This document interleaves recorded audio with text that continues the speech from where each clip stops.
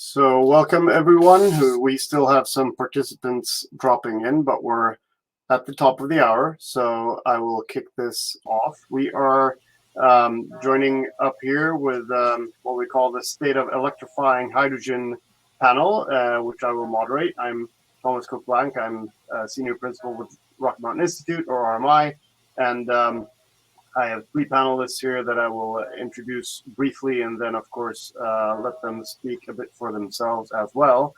We're going to run this session for 45 minutes now, and there will be some room for Q&A as well. So there is a Q&A function here in the software or the platform. Feel free to also just put questions in the chat, but I think the Q&A function is probably the best way to facilitate questions. So without further ado, I'll kick us off here. Hydrogen is a broad and big topic, so we're not at all aspiring to cover all aspects of it, but I think we're going to look at the starting point of what it really means for hydrogen to start becoming a real component of our energy system at a scale that we haven't really seen before. So with us here today, I have Sarah Kimmel, who is the head of division energy at a company called Railers. It's a consultancy based here in Stockholm, Sweden, with some 2,500 employees. And working very closely with the grid development and different stakeholders in the power system and gas systems here in Scandinavia. We also have Claire Behar here, who's Chief Commercial Officer of High Store Energy, working in particular with storage assets in salt caverns for hydrogen and other bits and pieces of the hydrogen supply chain. And I have Janice Lin here as well, who's CEO and founder of Stratogen, but in addition also been part of launching something called Hydeal LA, and a co-founder and chairperson for Energy Storage North America, of course. So I think I think with this broad breadth of a panel, I'm going to start us off with a few guiding questions before we get into the open conversation here. So as a part of that, feel free to introduce yourselves with a little bit more nuance here as well. And I'll start with a question to you, Sarah. So we're talking about hydrogen as a energy carrier or a fuel, and using hydrogen mostly in heavy transport and heavy industry. And if we look at across energy sort of sectoral transition pathways, hydrogen plays an important role, and we only have a few decades to really start making a difference in these sectors. So as one market who is really moving on this opportunity close to home for you, Sarah, in Scandinavia, can you tell us a little bit more about the context here in Northern Europe and what you see industry is doing and what that means for the utilities and the electricity systems in Scandinavia? I'll try as briefly as I can, but as you say, we only have so many years or a few decades before we need to be in a completely different place. And but I can also see that it's really taking off. We are making a lot of progress and a lot of development in Sweden and in Europe in general, which is relieving in a way. I would say if we start with Sweden, we are in a very good place when it comes to green electricity already. About 98% of our electricity generation is actually from hydro, nuclear, wind, solar, and thermal. So we're in a really good place when it comes to offering green energy or green electricity, but also when it comes to offering cheap electricity, which has been our stronghold for a lot of years when it comes to competitiveness on the international market for heavy industries. So because regardless of what fuel they're using, and electricity has always been needed. So what's happening now is that we see that since there's a real opportunity in the market to be able to produce, for example, green steel with cheap and green electricity then. With the base of Sweden. So it's really cool. We're having a lot of establishments going on particularly in the north of Sweden. Sweden is a small, tiny place up north, in the very far north part of that of Europe. There's a lot of buzz going on, but actually heavy industry, but also a lot of other businesses as well. We have a lot of new establishments in data centers as well, but for the same reason. So could you help us just put things in perspective a little bit, Sarah? In terms of how big of a grid are we looking at, and what is the magnitude of the demand pipeline from heavy industry that is expecting to connect to the grid within the next 10 years? Yeah, you might know the numbers better than I, but the exact ones anyway. But Sweden is a small country, so I believe we have about 40 gigawatts of peak capacity and 20 something in gigawatt loads. So you can translate that to your own geographies and set that in perspective. But what we see is a huge increase in demand. We're looking for at least a double of demand in the next coming 20 years or so. And even though we have the benefits that the advantages that we were already living off, we can see that we have a few challenges as well moving forward now. With we're closing down a lot of nuclear, causing both problems with the transmission, further shortages in the transmission, I should say, because we already have a little bit of bottleneck situation from the north all the way to the south and onwards to Europe. And with less nuclear and regulated capacity, we will experience more of that. So we are facing a lot of uncertainty. You can already see that, of course, with the general situation in Europe going on as well, that the prices, but also the stability of the grid is really changing right now in not a completely positive way. Right. So peak capacity of 40 gigawatts. I think when I did a bit of looking up some numbers here for reference, I think the load is around 22 or 23 gigawatts, and the pipeline of new load is also above 20 gigawatts. So to your point, announced projects are doubling the market, and the majority of those is in hydrogen related. So Claire, shifting to the US here, this is roughly the same scale of a market as Mississippi and Missouri together, I think, in terms of summer peak capacity. What would it mean for that region, in your view, to pursue a similarly aggressive pathway for hydrogen development, and what role do you see hydrogen storage playing in that kind of scenario? Yes, thank you, Thomas. And so, as Thomas described, I'm Claire Behar. I'm Chief Commercial Officer at High Store Energy, and we are a renewable hydrogen and hydrogen storage company developing underground salt cavern storage for hydrogen. And the electrification of our energy system in the next decade is going to be massive, and this is going to look different. It's not going to be homogeneous.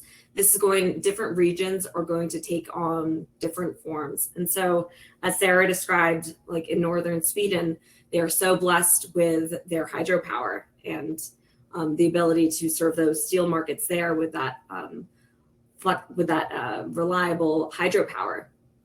And so, coming in the Mississippi region, we're really leveraging the unique geography, the maritime assets, as well as the rural and available land to create our green hydrogen ecosystem in the Mississippi with hydrogen storage salt cavern storage at its core.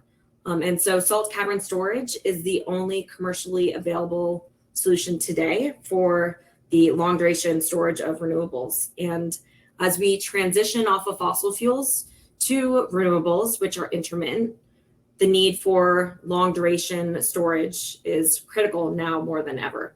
And we really need a solution that can meet, that multi-day, multi-week, as well as seasonal annual storage needs. And so the beauty of salt cavern storage is that it can meet both of these needs, both the short duration markets as well as the long duration markets. And currently all types of commodities require storage. So whether it be natural gas, oil, soybeans, to use natural gas as a proxy, currently in Mississippi, majority of our infrastructure is on natural gas. That's providing the reliable supply. So we store 10% of the US daily natural gas demand in underground caverns. And so that provides that resiliency. And so as we're transitioning to a 100% renewable grid, we really need that solution to buffer the supply and demand. And that solution is found in green hydrogen and salt cavern storage. So the reason why salt cavern storage is that's really how we're going to get to the scale that we need. You can store magnitudes of volume in underground caverns than above tank storage. And our footprint in Mississippi allows for the build out of these salt cavern storage, as well as the ability to be building these pipelines in this region.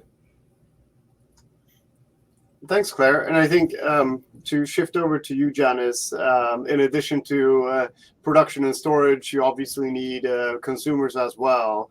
Could you tell us a little bit about the work you're doing in LA and how LA is progressing as a potentially, significant hydrogen hub? To Claire's point, we will see some regions moving faster and at larger scale than others. And I think it's also aligned with some of the conversations and support programs that the Department of Energy is pursuing at the moment. Thank you, Thomas. And it's really an honor to be added to this panel. My name's Janice Lynn, and I'm the president and founder of the Green Hydrogen Coalition. The GHC, as we call it, is a 501c3 educational nonprofit that was founded. I founded it 3 years ago on the premise that we can accelerate a green hydrogen economy by aggregating multi-sectoral demand in targeted locations so we can have visibility into building, financing, permitting the needed infrastructure that Claire and Sarah have mentioned, namely transport and storage, pipeline transport and connection to underground salt domes, which is the commercially proven way of storing hydrogen today. And I think the takeaway from our work over the last 3 years with the GHC is that, one, a green hydrogen economy achieving very low delivered cost, I'm talking like under $2 per kilogram delivered, is entirely achievable. And we originally set out to target about $1.50 delivered. Why that price point? Because at that price point, it enables multiple really hard to abate sectors to be converted from fossil fuels to a sustainable alternative. So first takeaway, it's entirely doable. And as Claire said, each region will have a different manifestation because of the differences in production sources, the differences in local geology and what's available from a resource standpoint. And thirdly, who the off-takers are. Northern Sweden is blessed with steel production, really low-cost electricity. In other parts of the world, we have fertilizer and hydrous ammonia production as a large off-taker. Unfortunately, in Southern California, getting to Los Angeles, we have neither of those. What we have an abundance of is oil refining, power generation, liquid shipping fuels, aviation, lots of heavy-duty trucks. And I'll say, the real opportunity is accelerating this green hydrogen hub, and getting to low-cost delivered green hydrogen will accelerate the displacement of all of this fossil fuel use and make a dramatic improvement in our air quality. We have some of the most challenging air quality in all of the United States. I'll pause there.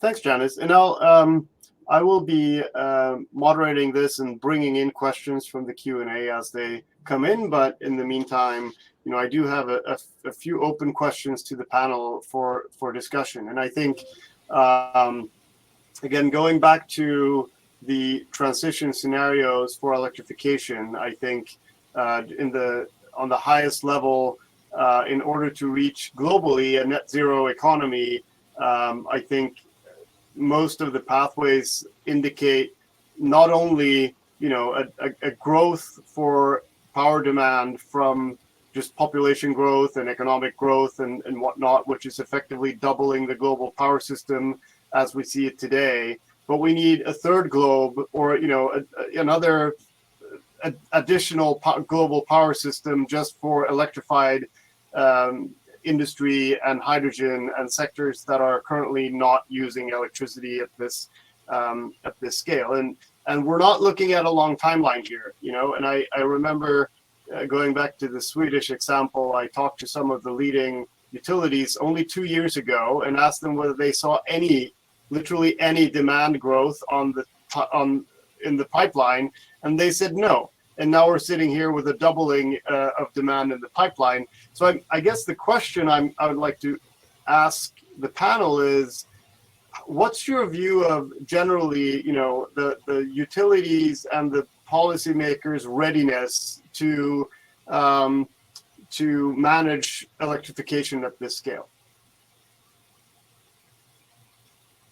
I can start again from a very domestic perspective. Then I'm not, it might not be a general conclusion here, but it's not. I think we just have to a little bit accept or embrace where we're actually at. As you say, it's been extremely hard to foresee with this development of things, though it's highly positive for the environment in general if we can make it work. But we must also face that at least our market is built out of companies that have never had to face that kind of development. It's been constant for the last 30 years. It's been the utilities to a large extent are maintenance operations to keep the grid stable and work from there. And to talk about, I'm also on the board for Hydrogen Sweden, and you can tell I came in a very good timing, I think, because I can sense the frustration that people have been seeing the opportunity with hydrogen for decades, and it's not until now that something is actually happening and it's taking off in a speed that's unimaginable, more or less. So I think instead of like putting on some sort of blame on what we didn't do until now, I think it's about how do we solve the problem in the best way moving forward. How do we actually get where we need to go? And I'm sure we will have more questions on that in a little while. I'd like to jump in there. Oh, go ahead, Claire. You go first. I'll just add that, the speed that we need to move in the next decade is a speed that is just out of the realm of what utilities are used to. As Sarah mentioned, utilities are used to working at this maintenance mode and steady state. And so this is where there's opportunity for utilities to think out of the box and think creatively in partnerships and contract structures with green hydrogen project developers to, in order to serve their customers with these, this 24/7 green energy needs. The customers are scaling and wanting this around the clock green energy supply is a product that utilities can't offer at the moment. And that's where green hydrogen really can come into play. And so, in order to serve those customers, those additional flexibility, additional contract structures, really partnering with that green hydrogen product. And I'll just add too, in helping the grid manage this surge of supply with more renewables onto the grid, really green hydrogen and hydrogen storage adds in flexibility for the grid. and grid resilience, grid reliability, backup generation. And so that's really another way that the utilities should be looking at these partnerships, in that the green hydrogen and hydrogen storage really is adding so much value back to the grid. Thanks for that, Janice. Yeah, I just want to build on what my co-panelists have shared. I have come across electric utilities who in the past have had a view that green hydrogen is competition. It's, I think the mindset was around, could this be a substitute for battery electric vehicles? And actually, I would argue that green hydrogen, especially electrolytically produced green hydrogen that is grid connected, is the next best thing since battery electric vehicles. It's like a new load on the grid. Just like a battery electric vehicle, it's a very large consumer of electricity, but even better because they tend to be stationary, they don't move, and they're fully dispatchable. So as Claire was mentioning, they have the ability to provide lots of grid resources and increase demand for cleaner, renewable electricity grids.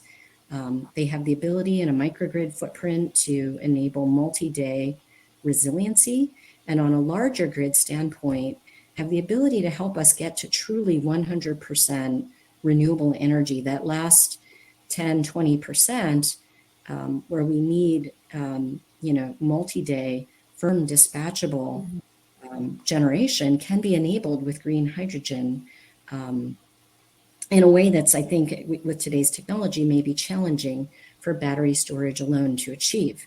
So there's lots and lots of opportunities, I think, for electric utilities.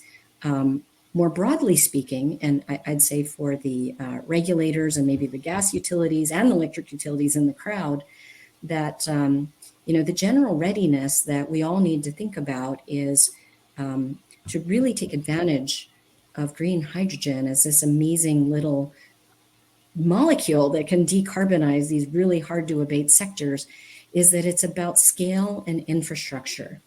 And the infrastructure that's needs to be planned in a silo busting way.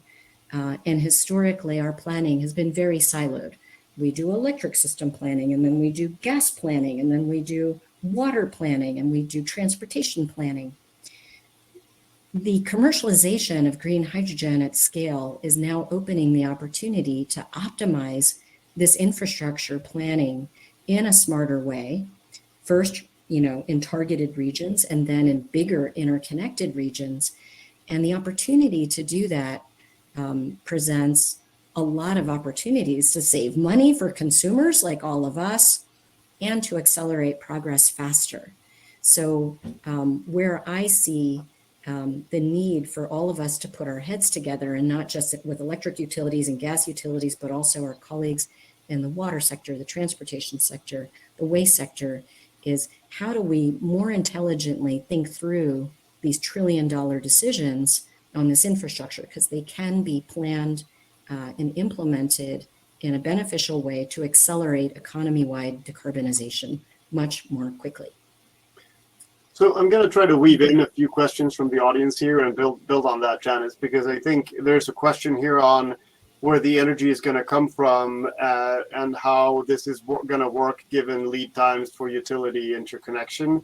And I think, from one point of view, arguably, this growth opportunity for power demand is almost literally the best thing that ever happened to the utility since the invention of the light bulb. But I think clearly, if these systems go off grid, that opportunity is, to your earlier point, potentially seen as competition instead. You're going to miss out on some of the flexibility values that the electrolyzers could bring. You would miss out on the storage asset that you could bring into the utility system. How do you think about balancing on-grid and off-grid electrolyzers and creating an integrated system versus the current structures that the power market are operating in and the lead times we see for interconnects?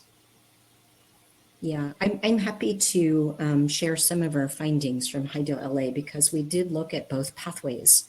The goal was to deliver anywhere from 1 to 3 million metric tons of green hydrogen, say to the Port of LA and Long Beach in that general area to multi-sectoral off-takers. So the question is, how do you get it there?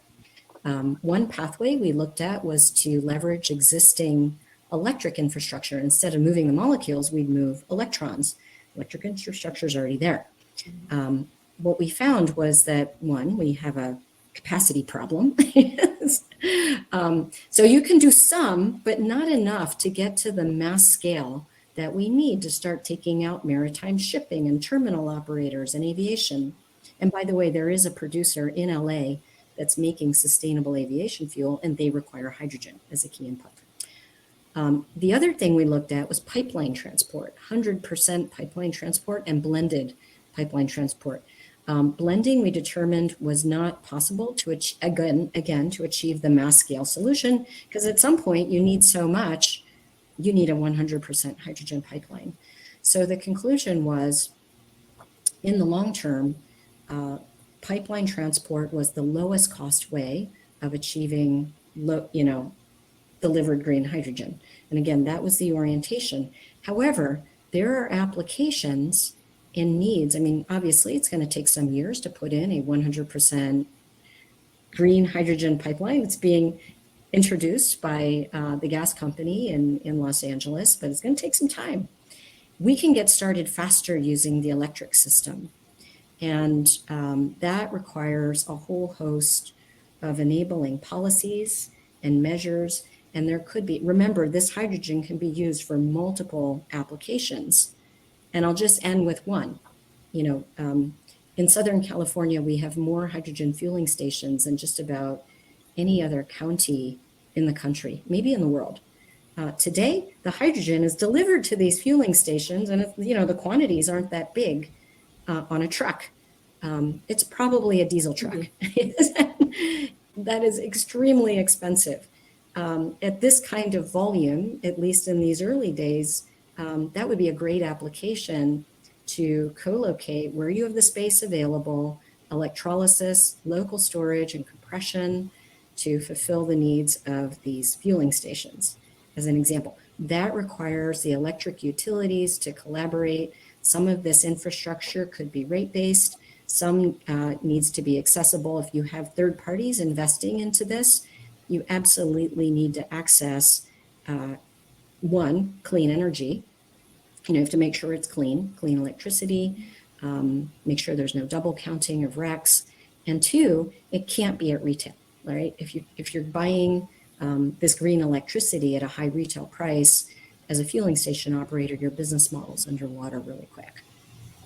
And it doesn't take advantage of all the benefits of this modifiable dispatchable load. Thank you. And I'll go over to Claire maybe, because I think you are, with your location, you're in close vicinity to existing infrastructure. There is this raging debate going on, I guess, on hydrogen pipelines, which is not entirely new. We're piping hydrogen already in many locations, and of course, there's an opportunity potential that's being explored to repurpose natural gas pipelines, which is different from hydrogen pipelines because they were designed obviously for the purpose of moving natural gas. What's your view on, if you have anything on, the opportunity to repurpose infrastructure, the quality of existing technologies to move hydrogen? There is other question here around leakage of hydrogen and what your view is on the risks of piping hydrogen, basically. Yeah, of course. So from HiStore's point of view, we are going to be building 100% hydrogen pipelines within Mississippi. And back to my earlier point on each region is going to develop differently and play to the region's strengths. So a strength in our Mississippi Gulf region is we have, ample available rural land, ample water sources, and we have the ability to execute and build pipelines in that area. Whereas other regions that are closer, maybe the Northeast or out West, which are closer to highly populated cities where it is more difficult to build pipelines. And so that goes back to it's going to be a regional approach. And so in the Mississippi Gulf Coast, we do have the ability to execute and build those 100% hydrogen pipelines, as well as also speaking with the natural gas pipelines in the area about blending into their pipelines. There's interest there, as well as the repurposing. So I know there's many companies and studies going into, how can we repurpose the lining, use polymer linings for the infrastructure. And that's, goes back to how do we get to speed? These pipelines take years to build and permit and get right of way. So if there's a repurpose route, that could be a way to speed up things. And I wanted to also just go back to a previous comment that Thomas, you had said about that the question of the interconnect queue, and that is a challenge. We're seeing, the timeline to connect to the grid is, in the years, and that's a timeline that doesn't work in the scale and the timing that we're looking at. So, for example, HiStore for our phase 1, we're looking to develop our solar off the grid. We can't be mercy to these, year timelines and to connect to the grid. But we do offer the ability that, we would like to provide services back to the grid. So that goes back to, the opportunity so that the utilities don't miss out. How can they look at these partnerships and look at these creative contract structures so that the green hydrogen producer can give back to the grid that grid reliability and resiliency? Great. And Sarah, recently there has been announcements of hydrogen pipeline infrastructure being built out here in Scandinavia as well, which is we don't have a culture of pipelines, if you like, or a business environment of pipelines like you do in the US, because we don't have domestic natural gas. So building out pipelines is a completely new thing, but I think it's partly driven by these long lead times for interconnection. And again, to bring the situation to a bit of the reality here. Again, we mentioned a total grid of 23 gigawatts and a pipeline of demand of 20 plus gigawatts. Finland just announced 150 gigawatts of wind power to make hydrogen, and it's all happening up in the north, where we have, I think, maybe 2 or 3 grid nodes that are expected to absorb all this, electrification. So how is this being moved forward between, if you can comment on the public position versus private company investment? There's a question here in the chat about how you can raise capital for infrastructure. Maybe you can exemplify with specifically what's happening here with the pipeline.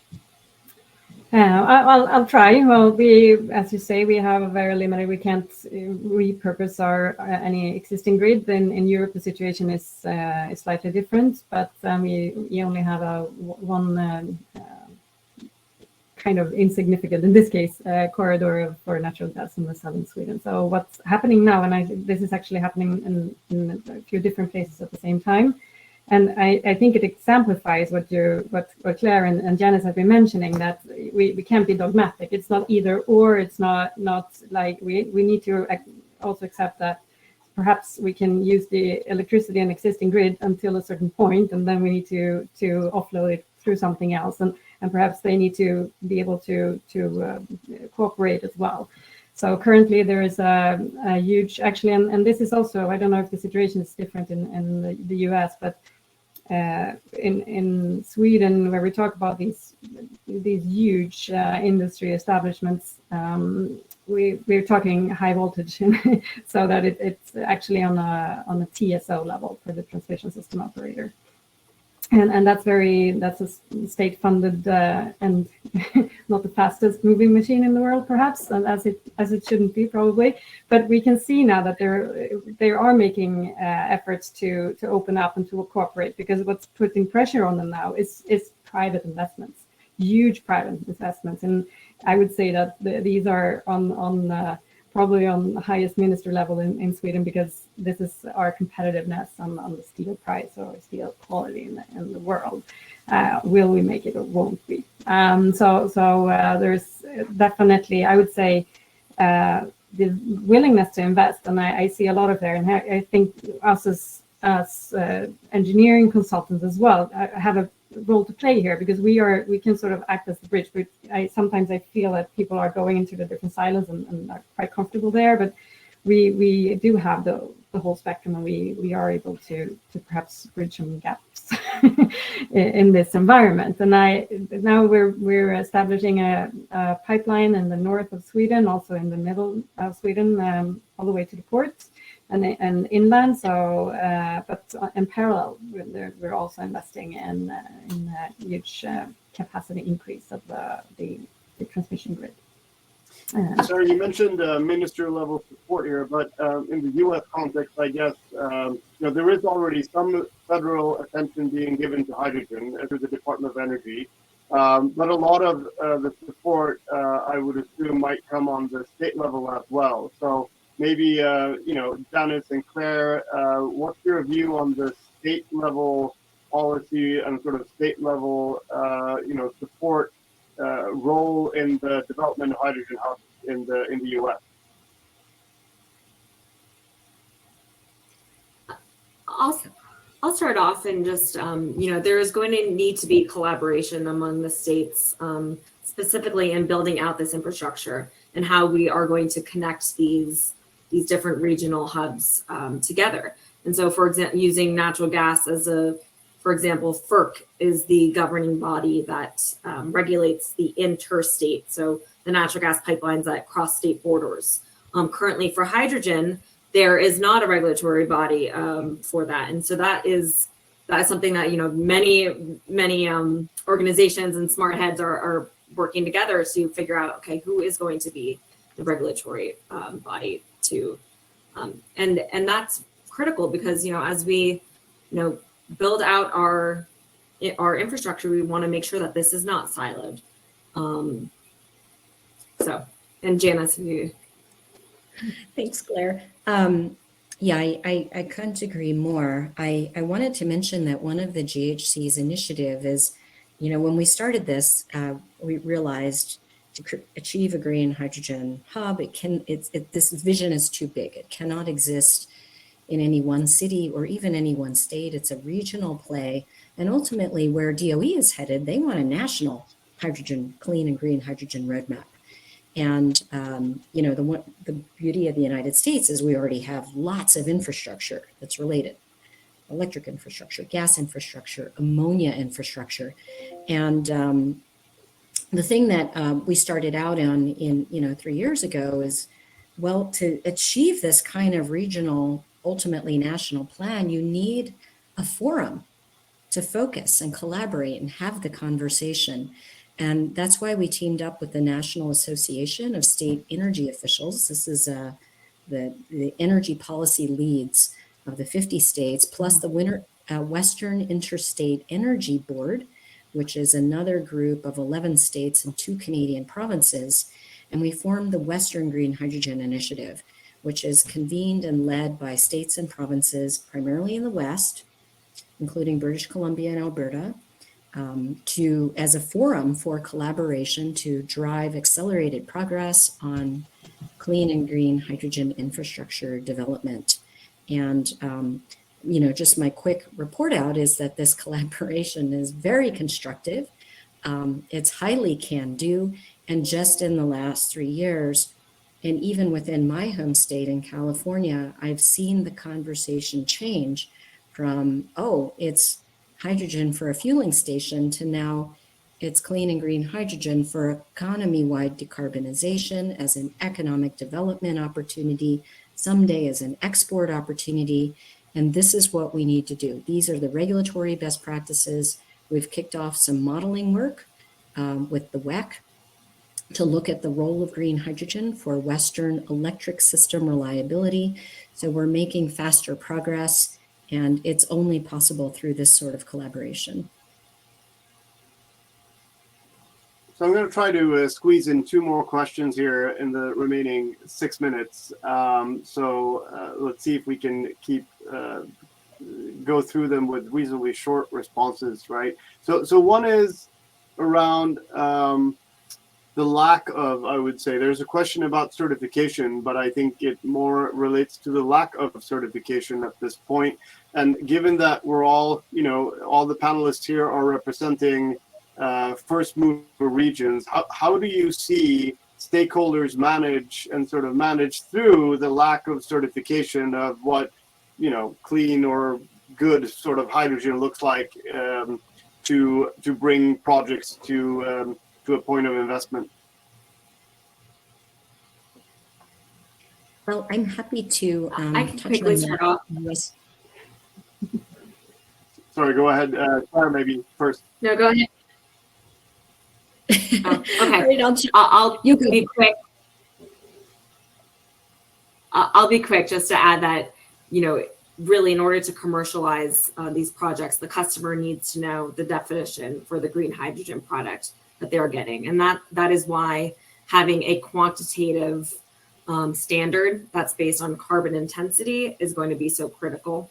And that is why, the definition of it needs to go away from a color spectrum, which is confusing, to quantitative carbon intensity. Thank you, Janice. Thank you, Claire. We're a good team on this panel. I couldn't agree more. And the federal government, through the bipartisan infrastructure bill in the U.S., has set a framework for that. However, in the law, they base the carbon intensity at the point of production. And we have been very busy working with a very large cross-section of hydrogen industry orgs, various environmental orgs and other nonprofits, and we are all in agreement that carbon intensity is key, but you have to measure it on a well-to-gate basis. Measuring it at the point of production is insufficient because it leaves too much potential for unintended consequences by not measuring the upstream impacts. So that is key. And the other thing I want to add, and as part of the infrastructure bill, the DOE has been tasked with coming back on a perspective on this. So there is flexibility for DOE to weigh in on that. We have not seen their point of view yet. We're still waiting for that. At the state level, there are different definitions of renewable, green and clean hydrogen popping up all over the place. In the United States, our energy markets are highly regional, so that's to be expected. And our one common recommendation to everybody, and this is a really great audience from many corners of the country around the world, is that we have to have the right foundational metric. That adage, what you focus on is what you get. Sarah, any reflections from the European markets? No, but there's a similar discussion going on, and of course, it depends a little bit if you look at the integration of the whole, the fact that the whole European grid is connected. It's impossible to decide if every electron is actually green, because it might have originated from wherever, from a coal mine somewhere. So at this point, I think it's really shady to label anything as completely green. And I know the politicians in the EU are debating this on a daily basis, but the principles, I believe, are the same actually between the EU and America, which is, I guess, and also the challenges. I think we have a lot of opportunities to cooperate here.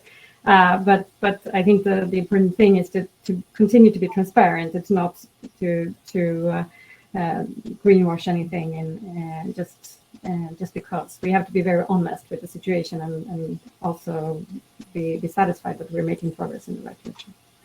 So as a last question going around the panel, there is a comment here in the Q&A about integrated resource planning from utilities not including hydrogen until after 2040. What would be your reaction in 3 to 5 words to those integrated resource plans? I got 3 words. I would say do it now. Thank you. Sooner. That's too long. Do it now sooner. That's forward. That's It's a okay. missed opportunity. Claire? I completely agree, Janice. I would say put a value on resilience and reliability, put a value on storage. Thank you. Sarah?